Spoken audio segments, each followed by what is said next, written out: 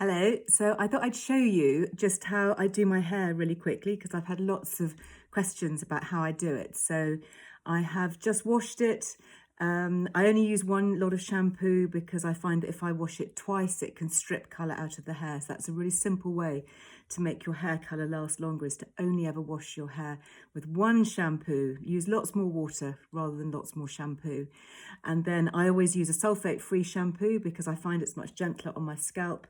And I use a conditioner that doesn't contain silicone. So that's what I've got in my hair at the moment. And I use a setting spray or a mousse to give it a bit of hold. And I've tried lots of different ones over the years. I like Paul Mitchell, I like John Frieda. This is actually a really old favourite. It's a L'Oreal setting spray. It's quite like an old-fashioned spray. I remember first using this, I don't know, a version of it, maybe 25 years ago. It's called Techniply. And it comes in quite a handy kind of spritzer. So you can just spritz it through your hair once you've washed it. I've part dried it, so I'm just going to do a little bit more of a blitz dry, so excuse the noise. So you just want to rough dry the hair and try and get a bit of volume into it. So kind of drying against the grain, if that makes sense. So I wear my hair that way. So drying it that way gives it a bit of lift.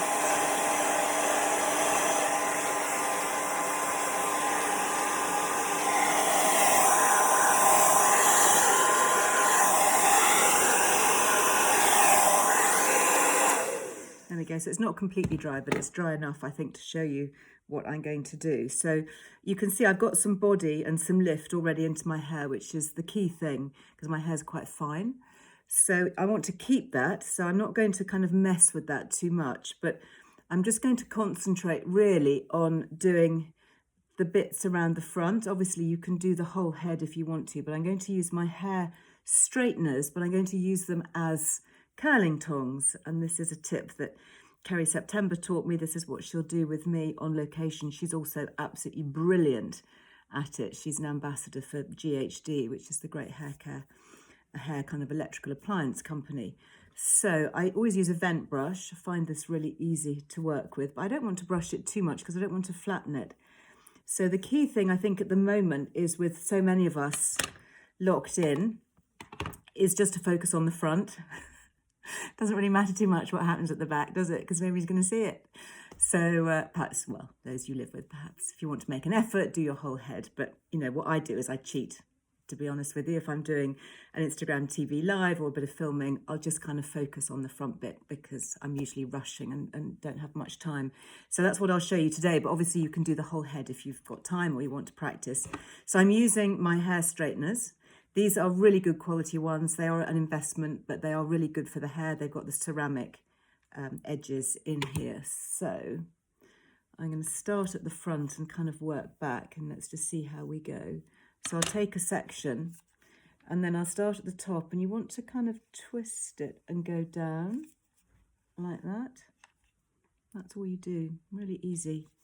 And what's nice about it is the ceramic edges just keep your hair shiny, because if you can see, before I have curled it, it's a little bit fluffy. And so this just helps to create that kind of smooth shine. So it's curling away and down. And you want to be quite quick because obviously the straighteners are really hot. So you don't want them to have lots of contact with the hair. Let's do a couple of pieces underneath here because these are the ones that will show. So give them a little bit of a brush just to gather them together. And down we go, like that. There we are. And of course you can go over after and pick up any extra little bits. I'm going to do one more piece this side and then I'll start on the other side. So I can really do my hair from start to finish in kind of well under 10 minutes.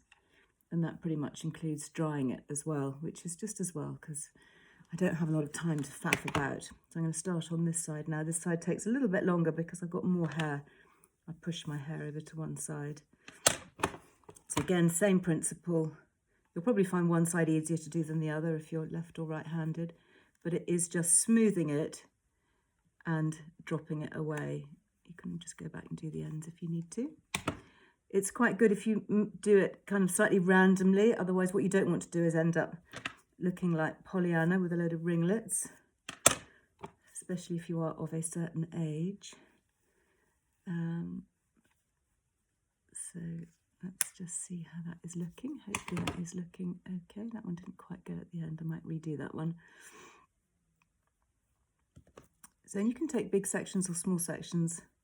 My hair, to be perfectly honest with you, is not fully dry because I didn't have a chance. I didn't want to subject you to the sound of the hairdryer for too long.